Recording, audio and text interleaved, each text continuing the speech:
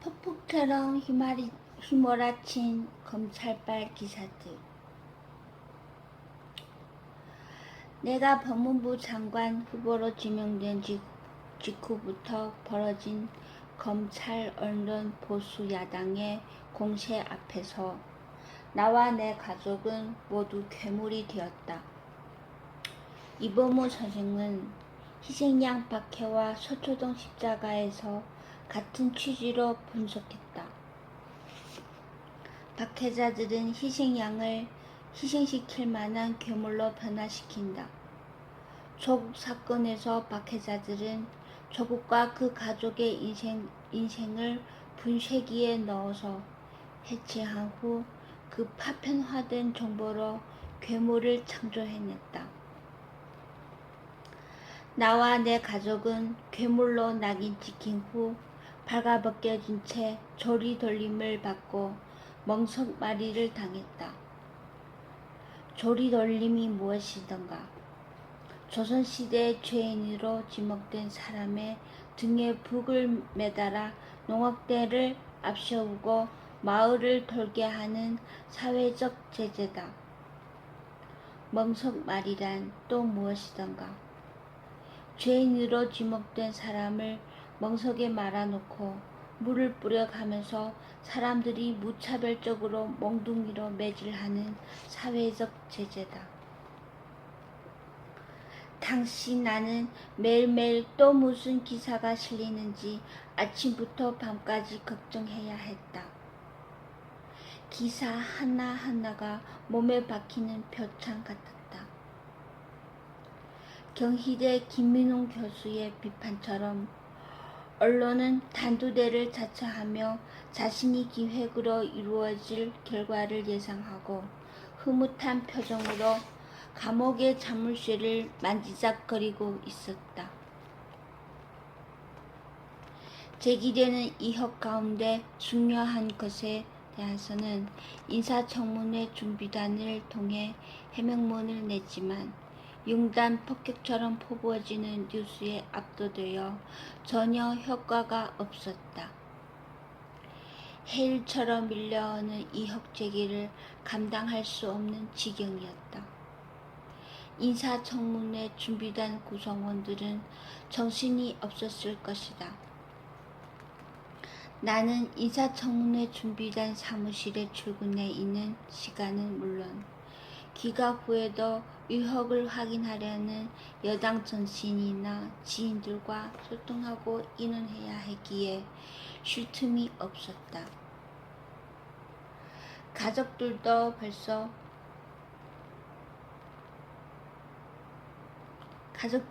반쯤 넋이 빠진 상태였다. 장관 임명 후도 마찬가지였다. 심신이 지쳐갈 때 다시 힘을 낼 수 있었던 것은 온 오프라인에서 시민들이 보내준 응원 덕분이었다. 전상훈 시민나팔부대 대표가 2019년 8월 6일부터 9월 5일 기간에 기사 건수를 조사해 SNS에 올린 조국 뉴스를 나중에 보았다. 당시에는 이 정도로 보도를 많이 했는지 인식하지 못했다. 이후 많은 기사가 삭제되어 건수는 줄었다고 한다. 오슬로 대학의 박노자 교수는 2021년 5월 7일 페이스북에서 비판적으로 회고했다. 재작년 연말에 이미 누적된 조국 기사량은 100만 건 정도였습니다. 최순실 관련 기사량의 10배나 된 거죠. 국정농단도 아니고 그저 한 가정의 문제임에도 보수 극우 언론들의 과다한 왜곡, 편파 보도는 거의 테러 수준이었습니다. 본인과 특히 가족들이 감당해야 하는 그 부담을 생각하면 절로 동감을 하게 됩니다. 문제에 대한 지적을 당연히 할 수 있고 해야 하지만 조국 대선 국면에서의 융단 폭격식 언론 보도들은 인권 침해적 요소들이 대단히 심각했습니다. 이 조리 돌림은 한국 언론사의 수치스러운 기억이 될 겁니다. 이런 엄청난 양의 보도는 어떻게 가능했을까? 정현주 KBS 전 시장은 비판했다. 검찰의 시각, 검찰의 주장, 검찰의 프레임에 갇힌 검찰발 기사들이 폭풍처럼 휘몰아쳤다. 확인되지 않은 일방적 검찰 기사들이 단독 속보의 이름을 내걸고 홍수를 이뤘다. 단군 이래 가장 많은 양의 기사가 최단 시간에 쏟아져 나왔다는 비아냥도 있었다.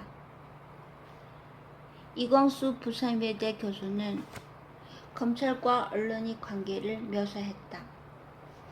검찰은 공식적으로 수사가 개시되면 미리 준비해 놓은 작은 건수들을 모아 검찰 출입기자 누군가에 던져준다. 그러면 그 단독이라고 보도한다. 그러면 그는 단독이라고 보도한다. 그리고 그 단독 기사를 모든 언론이 다 따라 쓴다. 얼마간 있다가 다른 검찰 출입 기자에게 다른 자료를 준다.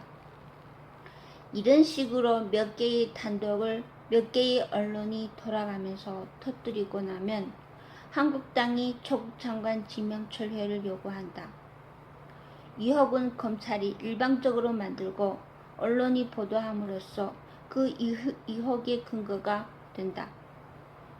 한국당은 마침내 조국 가족을 검찰에 고발하고 그러자 언론은 마치 그것이 범죄가 확정된 것으로 과장해 보도한다.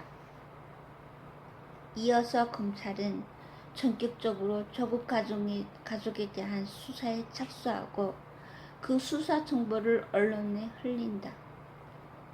기자들의 손끝에서 조국과 그 가족은 파렴치한 위선자로 절대 용서할 수 없는 범법자로 전락한다. 조성식 전 친동아 기자가 사용한 개념을 빌리면 검찰이 흘리고 언론이 받아 키우며 검찰이 힘을 받는 이른바 검언검 3단계 순환형 검언유착 패턴이었다. 여기에 정치권이 가세하면 검언 정언 검 5단계 패턴이 작동한 것이다. 나와 내 가족에 대한 공격적 보도는 보수 언론과 진보 언론의 구별이 없었다. 보수 언론은 적이라고 보았기에 공격했을 것이고 진보 언론은 실망했기에 공격했을 것이다. 한겨레 이재성 기자는 일갈했다. 왜 언론은 보수 인사들의 부정과 비리에 이토록 관대한가? 왜 진보 인사는 배우자와 자녀는 물론 사돈의 팔촌까지 털려가며 조리돌림을 당하는가? 언론들이 보도 경쟁을 하며 전국적인 사안이 되는 경우는 보수 언론과 진보 언론 가릴 것 없이 다 함께 뛰어들 때다. 그런데 보수 언론은 진영 논리라는 개념조차 없어서 보수 인사의 부정비리에는 쉽게 눈 감고 진보 인사의 부정비리에는 사력을 다해 달려든다. 진보 언론은 진보 인사의 부정비리를 보수 인사의 그것과 똑같이 대해야 한다고 생각한다. 결과적으로 진보 인사의 부정비리는 보수 언론과 진보 언론이 합세해 금세 전국적 사안이 되지만 보수 인사의 그것은 묻혀버린다. 족보를 뒤지는 연좌제 성격의 추국형 보도는 보수 언론의 전매 특허이므로 보수 인사에게는 적용될 일이 없다. 보수 언론의 파렴치와 진보 언론의 염치가 언론 보도 불균형의 주요 원인이다. 뻔뻔한 보수보다는 부끄러워할 줄 아는 진보가 때렸을 때의 타격 효능감도 더 클 것이다. 가짜뉴스와 허위사실 보도에 대한 법적 책임. 앞에서 정리한 언론의 의혹 보도를 접하면서 언론의 자유, 기자의 역할에 대해 생각했다. 법무부 장관 후보는 권력자이고 권력자에 대한 의혹을 취재하고 비판하는 것은 언론의 자유다. 사후적으로 오류가 확인되었더라도 기자가 보도하는 시점에 진지한 사실 확인 노력을 했고 그것을 사실이라고 믿었다면 법적 책임을 묻지 않아야 한다. 그러나 한국 언론은 OECD 국가 최고 수준의 자유를 누리면서도 사실 확인 의무를 방기하고 자신들이 반대하는 정치 공력에 대한 저주와 매도에 몰입하면서 사실상의 정치 활동을 벌여왔다. 그러면서 자사 사주 비리에 대한 취재와 보도를 했다는 것은 들어본 적이 없다. 2020년 12월 30일 뉴스타파 제작 영화 족벌 두 신문 이야기는 앞잡이 밤의 대통령 악의 축이라는 소제목을 붙인 3개 파트로 구성되어 있는데 이 소제목은 한국 언론의 현실을 보여준다. 제2장에서 정리했던 나를 둘러싼 의혹의 경우 보도 중으로 허위나 과장을 확인했지만 이를 알려주는 보도를 접할 수 없었기에 나는 여러 번 분개했다. 기자간담회에서 기자들은 내게 가짜뉴스에 대한 의견을 물었다. 나는 다음과 같이 답했다. 기자들이나 일반 시민들이 실수로 가짜 내용을 말하는 것을 처벌하겠다는 게 아닙니다. 명백히 가짜인 것을 알면서 퍼뜨리거나 허위 뉴스를 조작해 만들어 퍼뜨리는 일을 처벌해야 한다고 생각합니다. 문재인 정부에서 가짜 뉴스를 처벌한다고 해서 언론을 탄압한다는 것은 아닙니다. 이 정부가 들어서고 난 뒤에 우리나라의 언론 자유 지수는 아시아 최고 수준입니다. 누가 언론을 탄압한다고 얘기하겠습니까? 저와 관련된 것은 부분적으로 허위가 있다고 하더라도 공직자나 공인에 대해서는 언론이 비판할 수 있고 검증해야 된다고 봅니다. 언론이 취재 과정에서 완벽한 자료를 취합할 수 없기 때문에 언론의 기사 안에 부분으로 허위가 포함될 수 있다고 생각합니다. 저는 감수하겠습니다. 그런데 애초부터 명백한 허위 사실임을 알면서도 고의로 그런 비판을 하고 공격을 하는 것은 정말 아니라는 생각이 듭니다. 도를 넘었다고 생각합니다. 그것을 처벌하지 말라고 하는 것은 오히려 이상하지 않습니까? 기자간담회 전후 가짜뉴스에 대한 내 입장에 대해 언론의 비판이 있었다. 과거 내 트위터의 글 일부를 인용하며 입장이 바뀌었다는 조롱남불 저론과 함께 다시 밝히지만 나는 절제의 형법학 등에서 위와 같은 가짜뉴스와 악의적 허위사실 보도 또는 사실 확인을 소홀히 한 허위사실 보도는 형법적 책임을 져야 하고 영미식 민사제재인 징벌적 손해배상도 도입해야 한다는 입장을 일관되게 견지해왔다. 스토킹 취재 2019년 하반기 이후 언론은 나와 내 가족에 대해 스토킹에 가까운 취재 형태를 보였다. 자택 입구에서 새벽부터 심야까지 진을 치고는 가족들이 나가고 들어올 때마다 카메라를 들이대고 질문을 퍼붓다. 망원 렌즈 달린 카메라로 온 가족의 일거수일투족을 찍어 올렸다. 온 가족이 사실상 가택연금 상태가 되었다. 집에서 나온 물품을 확인하려고 재활용 쓰레기통을 뒤졌다. 아파트 보안문을 통과해 계단 아래 숨어있다가 귀가하는 가족 구성원에게 갑자기 달려들어 질문을 던졌다. 현관 앞까지 올라와 초인종을 집요하게 눌러서 참다 못한 가족 누군가가 문을 열면 카메라를 들이댔다. 부산이 어머니 집과 재수씨 집 앞에도 카메라 깔렸다. 가족을 취재하는 기자들이 눈은 번들거렸고 입에는 가학성 미소가 흐르고 있었다. 조선일보 기자는 내가 치료받은 병원까지 찾아가 무슨 치료였는지 묻고 갔다. 동네 카페와 세탁소 등 상점을 방문해 나와 내 가족에 대한 불만이 없는지도 탐문했다.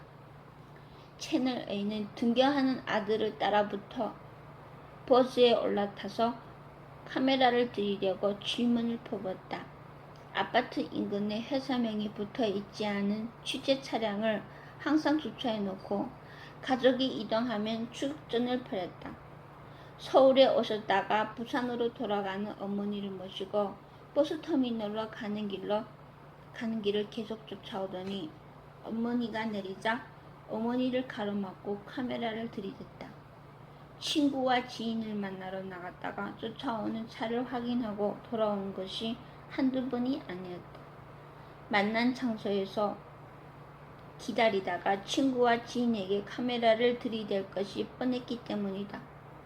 이러한 상황이 보도되자 시민들이 자발적으로 모여 몇 달 동안 순번을 정해 내 집 앞에서 대기하다가 나와 내 가족이 사진 찍히는 것을 막아주었다. 선의가 고마워서 음료수라도 대접하려고 했는데 이분들은 이렇게 말씀했다. 만약 저희가 장관님에게 뭐라도 받게 되면 언론이 그것을 빌미로 저희와 장관님을 공격할 것입니다. 사양하겠습니다. 언론은 이분들을 조국 수호대라고 부르며 저런 비난하는 기사를 내보냈다. 내가 이분들께 해드릴 수 있는 것은 당시 상황에서 어떻게든 버티는 것일 뿐이었다. 그와 반대 의미로 죽을 때까지 못 잊을 장면이 있다. 2019년 9월 23일 집 압수수색 후 기자들이 식당 배달원에게 질문을 던지며 희희낙락하던 장면이다.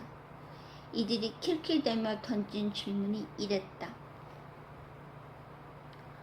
사장님, 어떤 메뉴를 먹었나요? 몇 그릇 시켰어요? 그것만 말씀해 주시면 안 돼요? 찌개류를 먹었나요? 아니면 짜장면, 짬뽕 같은 걸 먹었나요?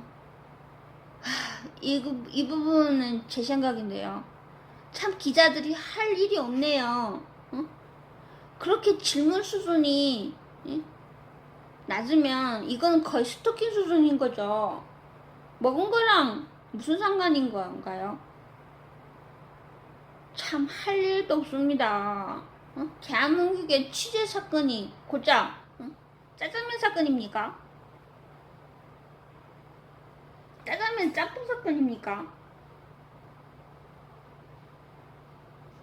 참 대한민국의 기자들 질문 수준과 도덕 수준과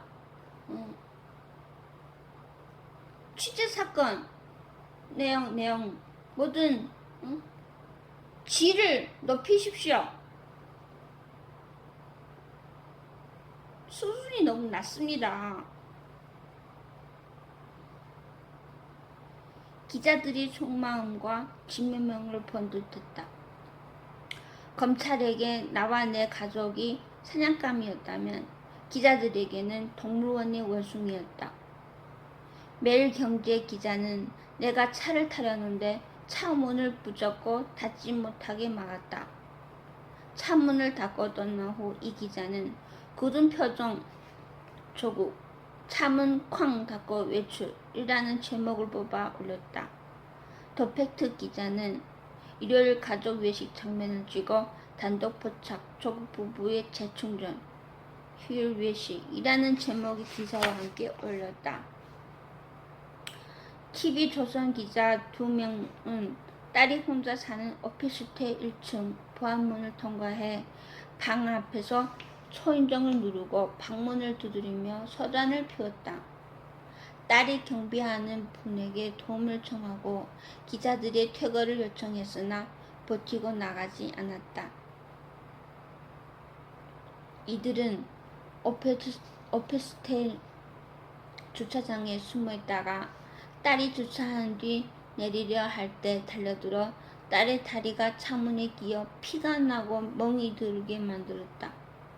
그래놓고 사과는커녕 그 상태에서 딸의 영상을 찍고 현장을 떠났다. 조선일보 기자는 딸이 중요한 시험을 보는 날 시험장 입구에서 딸은 물론 동료들에게 질문을 던지고 점심시간과 쉬는 시간에는 화장실까지 따라가 질문을 하며 답을 요구한 후 딸이 시험을 쳤다는 기사를 내보냈다. 선택적으로 발휘되는 기자 정신. 집 부근의 뻗치기 취재는 괴로웠지만 공인으로서 감내해야 한다고 생각하고 인내했다. 그러나 묻고 싶다. 기자의 질문할 특권은 어디까지인가? 취재 대상자가 취재에 응하지 않으면 어떤 수단 방법을 동원해서라도 발언과 영상을 확보해도 되는가? 공직을 떠난 사람의 가족 식사 사진을 올리는 것도 시민의 알 권리를 위한 것인가? 이런 건 시민이 알고 싶지 않습니다. 저도 알고 싶지 않습니다. 궁금하지도 않습니다. 이 모든 헌법이 보장하는 취재의 자유이고 투철한 기자 정신인가? 자극적 제목과 흥미를 끄는 사진을 이용해 기사 클릭 수를 올리는 것이 목적 아닌가? 나와 내 가족 사건만큼 의미 있는 다른 사건, 예컨대 재벌 일가 또는 언론사 사주 일가의 범죄 혐의, 윤석열 검찰총장의 장모와 배우자, 최측근의 범죄 혐의, 오세훈 박형준 시장 후보와 가족의 비리 혐의 등에 대해서는 왜 위와 같은 방식으로 취재하지 않는가? 윤 총장의 애완견 산책 사진은 찍으면서도 질문을 왜 던지지 않는가? 나와 내 가족 사건에서 보여준 관계는 왜 선택적으로 작동하는가? 2020년 3월 20일 더브리핑 고일석 대표 기자가 페이스북에 올린 조국 표창장 대 윤석열 장모 첫 10일간 보도량 제목의 분석을 보라. 한국 언론은 취재 대상이 누구인가에 따라 광견 또는 애완견처럼 취재한다. 자사 사주의 범죄나 비리에 대해서는 무취재는 물론이고 회장님 힘내세요를 외친다. 윤석열 검찰총장의 장모와 배우자 그리고 자유한국당 나경원 전 원내대표 관련 의혹에 언론은 유례없이 차분했다. 뻗치기 취재도 없었고 공격적 질문도 없었다. 언론의 온순함, 양순함, 소신함, 공손함이 돋보였다. 라임 옵티머스가 청와대나 여당 인사에게 로비했다는 의혹은 엄청나게 기사를 쏟아내더니 검사 관련 의혹이 나오자 기사가 급속히 줄어들었다. 법조 기자들 사이에 수사 대상 검사 3인의 이름은 공유되어 있지만 추적 취재도 심층 취재도 없다. 룸살롱 내부 구조, 술 종류와 비용, 접대 종업원 숫자 등 자극적 기사가 나올 법도 한데 말이다. 해당 검사에게 카메라를 들이대지도 않는다. 대신 검사 3인은 혐의를 강력 부인했다는 점이 강조되었다. 오히려 법무부의 감찰 지시에 대한 비판 기사가 이어졌다. 다들 검찰 일보 역할을 하고 있는 것이다. MO의 노래 가사가 떠오른다. 그대 앞에만 서면 나는 왜 차가 지는가. 공의주의 정권에서 민주진보진영은 언론의 자유를 지키기 위해 혼신의 힘으로 투쟁했다. 그런 투쟁을 통해 정권이 보도 지침을 시행하고 기사를 검열하고 기자를 사찰하고 연행하던 암흑기는 끝났다. 현재 어느 언론 어느 기자가 정권을 두려워하는가? 정치적 민주주의는 안착한 방면 권위주의 정권에 부역하며 민주주의를 홀로 만들었던 세력이 문재인 정부를 독재 전체주의라고 비방할 수 있는 현실 자체가 독재와 전체주의가 아니라는 반증이다. 언론은 사주와 광고주 외에는 눈치 보지 않는 강력한 사회적 강자가 되었다.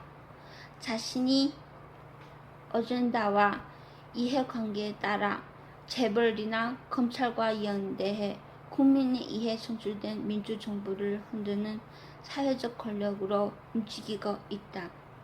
우리는 이제 언론의 자유와 함께 그 한계에 대해서도 고민해야 한다. 끝.